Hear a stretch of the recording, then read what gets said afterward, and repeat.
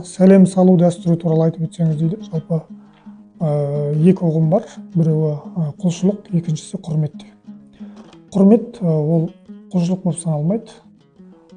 Құлшылық ол бір жағы құрмет, бір жағы шүкіршілік болып есептеледі. Сондықтан да біздің қазақ қоғамында үлкеннің алдында, ақсақалдың алдында, ақжаулықты ананың алдында, болмаса жасы үлкен қайнағаның алдында, қайнапаның алдында сәлем салып жатады. Бұл менің сізге көрсеткен құрметім деген сөз. Әрине ол сәлем салу белгілі бір деңгейде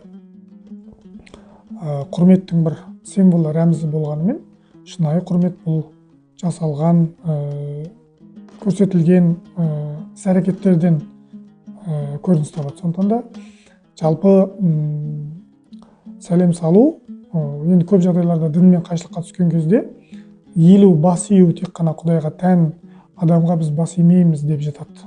Бас имейміз деген тікелей мағынада емес. Бұл мәселе біз қорқамыз, Құдайдан қорқамыз. Бірақ әке-шешемізден де қорқамыз. Әрбірінің өзінің айырмашылығы бар. Иттен де қорқамыз. Сондықтан да Құдайдан ғана қорқу керек, иттен қорқпау керек деп айтамыз. Сондықтан да сәлем салу, иілу, бас ию бұл үлкенге деген құрметтен туындап жатқан біздің дәстүрлеріміздің бірі.